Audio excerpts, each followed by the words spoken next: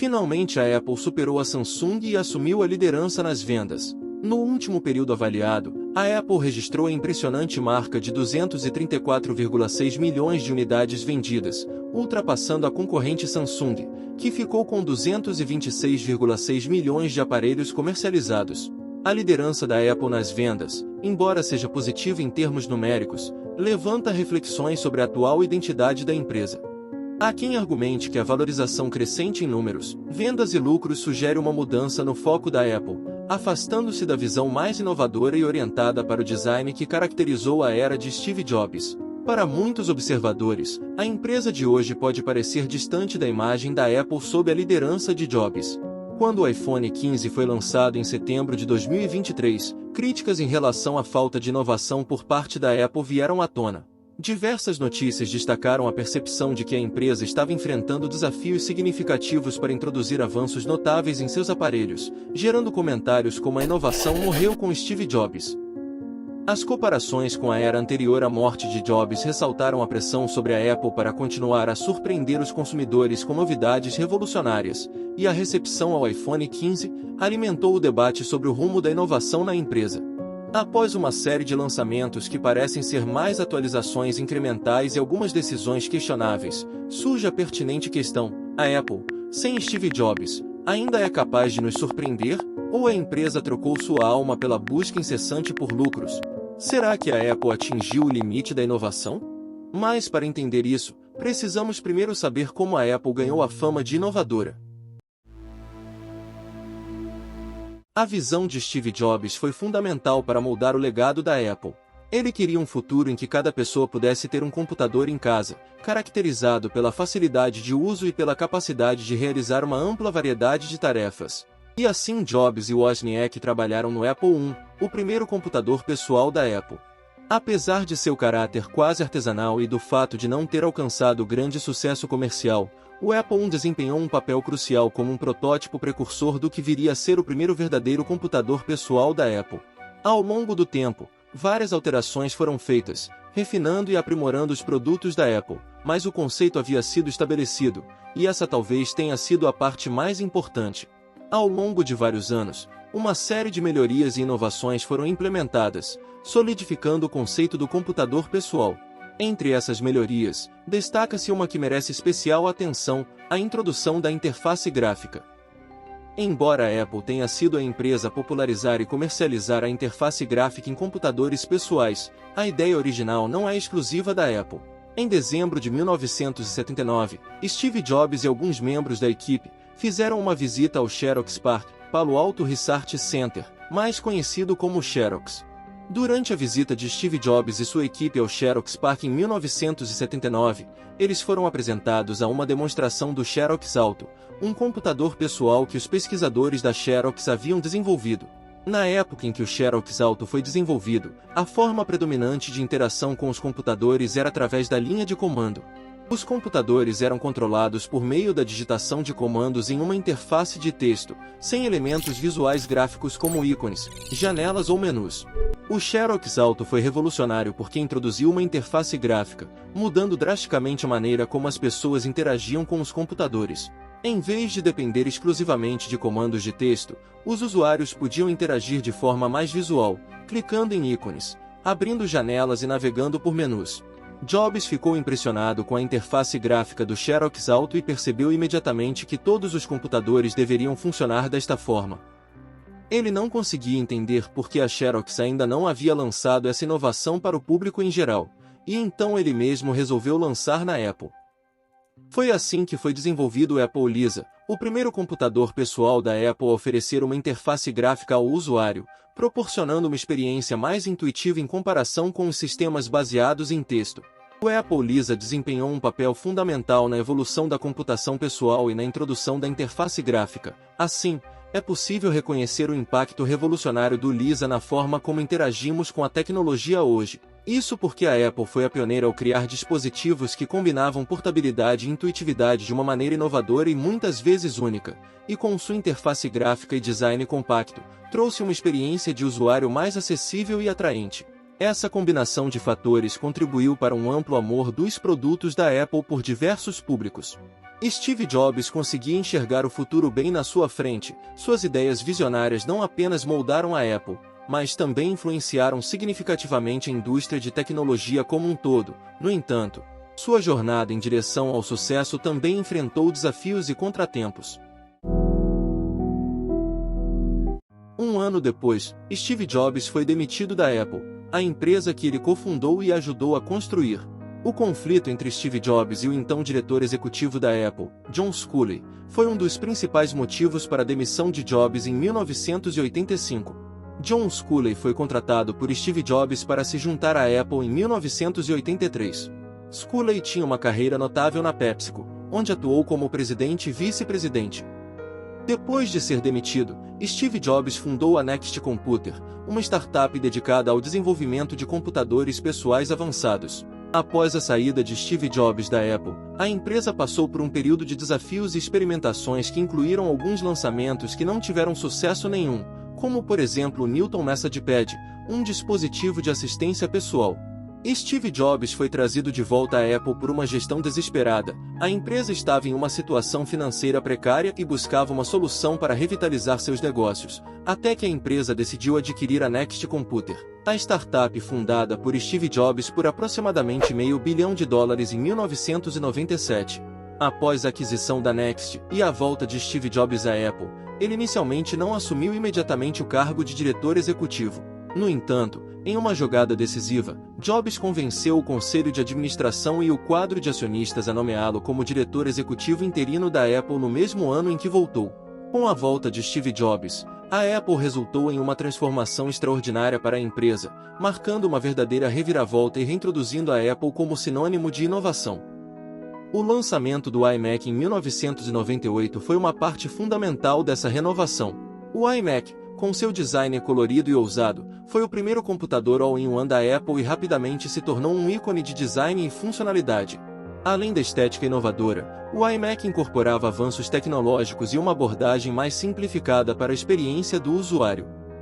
Este produto bem-sucedido ajudou a reafirmar a posição da Apple no mercado e a preparar o terreno para lançamentos futuros.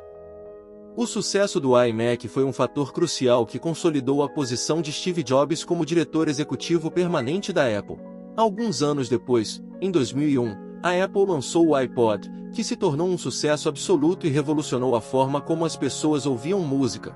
Na época, os dispositivos de música portáteis, como o Discman e o Walkman ainda eram comuns, e o formato MP3 estava começando a se popularizar. O iPod trouxe uma abordagem inovadora e elegante para a reprodução de música em movimento. O iPod teve um sucesso notável, com mais de 400 milhões de unidades vendidas ao longo dos anos. O lançamento do iPod em 2001 foi acompanhado pelo iTunes, a loja digital de música da Apple. Juntos, esses produtos não apenas transformaram a maneira como as pessoas ouviam música, mas também impactaram significativamente a indústria da música como um todo. Steve Jobs tinha uma visão crítica sobre os dispositivos de MP3 disponíveis no mercado. Ele dizia que era uma porcaria. Quando algum produto novo passava pelo feedback de Jobs, avaliações do tipo ficou uma porcaria ou tá uma merda eram muito comuns. Ele era conhecido por ser direto e incisivo, muitas vezes usando linguagem forte para expressar suas opiniões independente dos sentimentos dos seus colegas e funcionários. A dedicação de Steve Jobs à excelência e qualidade foi um dos principais fatores que contribuíram para a reputação da Apple como uma marca sinônimo de confiabilidade e inovação. Esse cargo foi reforçado mais uma vez com o lançamento do iPhone em 2007, foi sem dúvida um marco significativo não apenas na indústria de telefonia, mas também na forma como as pessoas interagem com a tecnologia e no funcionamento do mundo moderno. O iPhone não foi o primeiro smartphone do mundo. Antes do lançamento do iPhone em 2007, já existiam dispositivos que se encaixavam no conceito de smartphone. O IBM Simon é considerado um dos primeiros smartphones e foi lançado em 1994. O IBM Simon combinava recursos de telefone e assistente digital, oferecendo funcionalidades como calendário, agenda de contatos e até mesmo jogos. Mas foi o iPhone de Steve Jobs que tornou o smartphone algo que todo mundo queria ter. O lançamento do iPhone em 2007 introduziu uma série de características revolucionárias que moldaram a indústria de smartphones e estabeleceram um novo padrão para a experiência do usuário.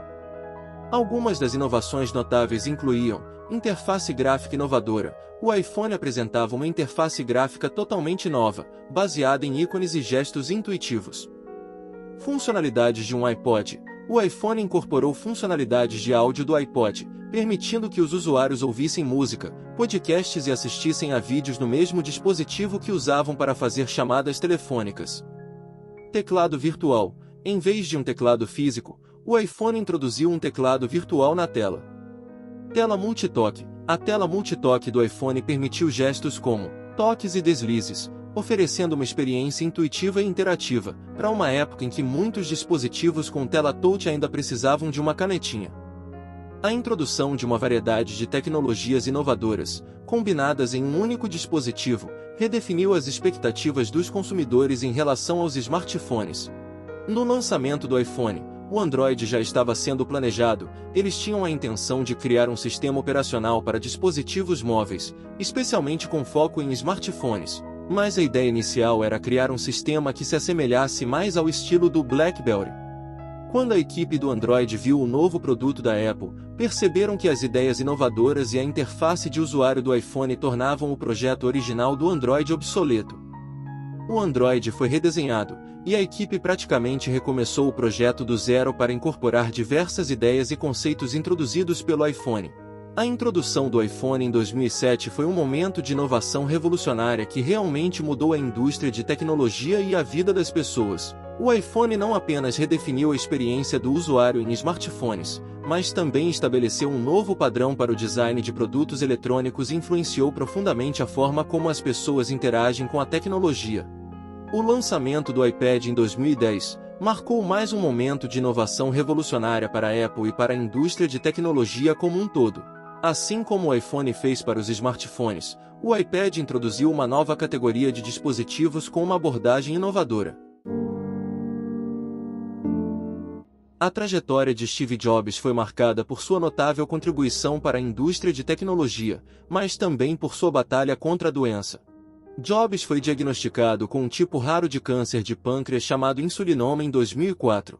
Embora inicialmente tenha sido mantido em segredo, ao longo dos anos, começou a ficar aparente que o corpo de Jobs estava lutando contra algo severo. Steve Jobs continuou a liderar a Apple com sua genialidade, mesmo enquanto enfrentava desafios de saúde. E em agosto de 2011, Steve Jobs renunciou ao cargo de diretor executivo da Apple, citando sua incapacidade de cumprir as responsabilidades do cargo devido à sua saúde debilitada. Infelizmente, Steve Jobs faleceu em 5 de outubro de 2011, aos 56 anos. A perda de Steve Jobs foi profundamente sentida não apenas pela Apple, mas por toda a comunidade de tecnologia. A Apple enfrentou um desafio significativo ao perder seu fundador e líder carismático. A missão de manter a Apple no topo foi para um dos executivos mais próximos de Steve Jobs, o diretor de operações Tim Cook, que precisaria provar que a Apple ainda seria um sinônimo de inovação. Cook estava sob intensa pressão para demonstrar que a Apple poderia continuar sendo uma empresa inovadora e bem-sucedida sem a presença de Jobs. Muitos se perguntavam se ele seria capaz de manter a empresa no topo e sustentar o legado de inovação deixado por Jobs. Em termos de negócios, a escolha de Tim Cook para assumir a liderança da Apple foi estrategicamente acertada. Até porque, sob a liderança de Tim Cook, a Apple alcançou marcos notáveis e expandiu significativamente seus negócios. O destaque mais notável foi em 2018, quando a Apple se tornou a primeira empresa a atingir um valor de mercado de $1 trilhão. Este foi um feito histórico e indicou o sucesso contínuo da empresa no mercado global. Desde então, o valor de mercado da Apple continuou a crescer, triplicando em relação ao marco de $1 trilhão. A empresa manteve uma posição destacada como a empresa mais valiosa do mundo, refletindo não apenas o sucesso financeiro, mas também a confiança contínua dos investidores e a lealdade dos consumidores. Mas em termos de inovação, tempos parece não carregar mais aquela magia de inovação que pairava sobre cada novo lançamento. O iPhone, por exemplo, que é um dos produtos mais emblemáticos da Apple com mais de 234 milhões de unidades vendidas em 2023, não parece ter tido nenhuma mudança significativa nesses últimos anos, coisa que não acontecia na era de Steve Jobs. Além disso, uma das poucas mudanças que teve, acabaram sendo não tão bem-vindas assim. No caso do iPhone 15 Pro Max, a Apple destacou a utilização de titânio em sua estrutura como um elemento que tornaria o dispositivo mais robusto. Só que quando criadores de conteúdo colocaram as mãos no modelo, viram que a coisa não é bem assim. Usando somente as mãos, é possível entortar o aparelho o suficiente para quebrar o vidro traseiro, algo estranho de acontecer com o iPhone mais robusto já feito. Outro fato que dá para notar é que, parece que sob o comando de Tim Cook, os iPhone passaram a ter vários modelos por lançamento. Isso não só fez com que os nomes virassem uma enorme confusão, mas gerou também cenários que a Apple de Jobs não proporcionava. Nos iPhones que foram lançados enquanto Jobs estava vivo, existiam diferenças totais de design, de funcionalidade e técnicas.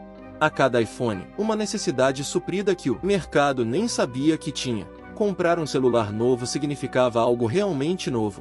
O comprador podia ter certeza que estava comprando um dispositivo com o melhor da Apple. Essa era uma característica dos produtos deles. Isso já não é mais verdade. Hoje você pode estar comprando tecnologia velha mesmo se comprar um iPhone novo durante o seu lançamento. Isso não quer dizer que o novo iPhone seja um celular ruim ou algo do tipo, mas com certeza isso não ajuda a manter a ideia de produto inovador premium e tecnologia de ponta que os primeiros iPhones traziam, e certamente não deixa os fãs da marca muito satisfeitos. A Apple tomou algumas medidas não muito interessantes do ponto de vista do consumidor, como a remoção da entrada para fone de ouvido dos aparelhos, algo que era padrão na indústria e que proporcionava comodidade e compatibilidade do aparelho com qualquer fone que você possuísse. Ao invés disso, agora você teria que usar um fone específico da Apple, muito mais caro que os outros, ou então partir para os fones sem fio, como o próprio AirPods da marca, obviamente ainda mais caro. Em iPhones posteriores, a Apple jogou ainda mais sal na ferida ao remover os fones de fábrica da caixa dos iPhones, deixando todo mundo meio bravo. Mas é claro que eles não pararam por aí. Ao mesmo tempo em que retiraram os fones, eles resolveram tirar os carregadores também. Tudo isso, somado ao fato de que os preços do iPhone só aumentam a cada ano, significa que agora você pagava muito caro para ter um celular da Apple, mas não recebia nem mesmo fone e carregador na caixa. A justificativa da empresa para essas mudanças é a de que isso é uma tentativa de tornar o processo mais ecologicamente correto, mas nem todo mundo acreditou nisso. Pouco mais de um ano após adotar essa medida, foi estimado que a Apple já tinha economizado cerca de 6,5 bilhões de dólares com isso. Com relação à inovação, muita gente acha que a Apple de Tim Cook tem deixado a desejar. Claro que não é nem um pouco fácil criar produtos revolucionários, e isso não acontece do dia para a noite. Mas essencialmente, os únicos produtos mais perto de inovadores que a Apple lançou desde a morte de Jobs foram o Apple Watch e os AirPods, sendo que esses não foram gadgets tão impactantes como o iPhone, o iPad ou o iPod. Vale destacar que enquanto esse vídeo estava sendo feito, a Apple tinha mesmo lançado o Apple Vision, um dispositivo de realidade mista, que ainda é muito cedo para determinar se ele vai ou não ser um sucesso. Por isso que vários fazem a mesma pergunta: a inovação morreu com o Steve Jobs? Comenta aqui abaixo a sua opinião e até a próxima.